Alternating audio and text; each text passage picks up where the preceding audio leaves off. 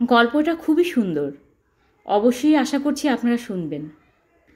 শ্যামল তোমার নাম, তাই তো? এক পুলিশ অফিসার কড়া গলায় জিজ্ঞেস করল। হ্যাঁ জি, আমি শ্যামল। বলুন কি ব্যাপার? শান্ত গলায় উত্তর দিলেন বৃদ্ধ। চলো, তোমায় কোর্টে যেতে হবে। তোমার ছেলেই তোমার বিরুদ্ধে মামলা করেছে। আজ তোমার হাজিরা রয়েছে, পুলিশ অফিসার বলল। এ কথা শোনার সঙ্গে সঙ্গেই বৃদ্ধের দু চোখ জলময় হয়ে উঠল। হে উপরওয়ালা, এই দিনটাই বাকি ছিল দেখার। দীর্ঘশ্বাস ফেলে তিনি পুলিশের সঙ্গে রওনা দিলেন। শ্যামলকে পুলিশের জিপে উঠতে দেখে পাড়া প্রতিবেশীরাও কৌতূহলে পিছু নিল। কোর্টে পৌঁছে শ্যামলকে কাঠগড়ায় দাঁড় করানো হলো। বাদীপক্ষের উকিল বিচারককে জানালেন, ইওর অনার, আমার ক্লায়েন্ট নরেশ তার বাবা শ্যামলের বিরুদ্ধে অভিযোগ এনেছেন যে তিনি নরেশের যথাযথভাবে লালন পালন করেননি। এর ফলে সমাজে তার সম্মানহানি হয়েছে এবং ভবিষ্যৎ অন্ধকারে তলিয়ে গেছে। নরেশ, তুমি নিজের মুখে বলো, ঠিক কি হয়েছে? বিচারক জানতে চাইলেন। জজ সাহেব, নরেশ শুরু করল, আমি মাত্র 10 বছরের ছিলাম যখন আমার মা মারা যান। আমার বাবা দিনমজুরে কাজ করতেন, কষ্ট করে আমাকে পড়ালেন, চাকরি দিলেন, বিয়েও দিলেন। কিন্তু তারপরেও তিনি আমাকে ঠিক করে লালন পালন করেননি, আমাকে সঠিক মূল্যবোধ শেখাননি।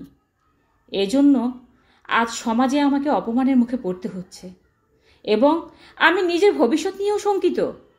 ঘুরিয়ে পেঁচিয়ে বলো না, সরাসরি বলো, বিচারক ধমক দিলেন। জজ সাহেব, এখন আমার স্ত্রী চাইছে বাবাকে বৃদ্ধাশ্রমে পাঠাতে। আমি তাকে বাধা দিতে পারছি না। যদি আমার বাবা আমাকে প্রকৃত শিক্ষা আর আদর্শ দিতেন তাহলে আমি আজ দৃঢ়ভাবে প্রতিবাদ করতাম। কিন্তু যেহেতু আমি সঠিক শিক্ষা পাইনি, তাই আমি জানি না কিভাবে প্রতিবাদ করতে হয়। আমি নিজে আমার ছেলেকেও সেই শিক্ষাদান করতে পারছি না। ফলে আমি আশঙ্কা করছি ভবিষ্যতে আমার ছেলেও আমাকে বৃদ্ধাশ্রমে পাঠিয়ে দিতে পারে। এই জন্য আমি চাই বাবাকে শাস্তি দেওয়া হোক। বিচারক কিছুক্ষণ চিন্তায় ডুবে রইলেন। তারপর বললেন, নরেশ, আইনে এ ধরনের জন্য কোনো শাস্তির বিধান নেই। তবে তুমি বলো, তোমার বাবার কি শাস্তি হওয়া উচিত? জজ সাহেব, আমি চাই আমার বাবা আগামী 10 বছর ধরে আমাকে সঠিকভাবে লালন পালন করবেন এবং আদর্শ শেখাবেন, যাতে আমি আমার ছেলেকেও ঠিকমতো গড়ে তুলতে পারি। ঠিক আছে, বিচারক রায় দিলেন। এই কোর্ট আদেশ দেয় শ্যামল আগামী 10 বছর ধরে তার ছেলে নরেশের যথাযথ লালন পালন ও শিক্ষা নিশ্চিত করবেন। জজ সাহেব, আমার আরেকটা অনুরোধ আছে, নরেশ বলল। হ্যাঁ বলো। বিচারক এবার কিছুটা হাসলেন, নরেশের বুদ্ধিমত্তায় খুশি হয়ে। জজ সাহেব, কেউ যদি ভয় দেখিয়ে প্রলুব্ধ করে বা অন্য কোনো উপায়ে আমার বাবাকে আমার লালন পালন থেকে বিরত করার চেষ্টা করে তাহলে তাকেও যেন আইনের আওতায় আনা হয়। ঠিক আছে, বিচারক বললেন। কোর্ট আদেশ দেয় যদি কেউ শ্যামলকে বাধা দেওয়ার চেষ্টা করে তবে পুলিশ তাকে গ্রেফতার করে কোর্টে হাজির করবে। রায় দিয়ে বিচারক আদালত মুলতবি করলেন।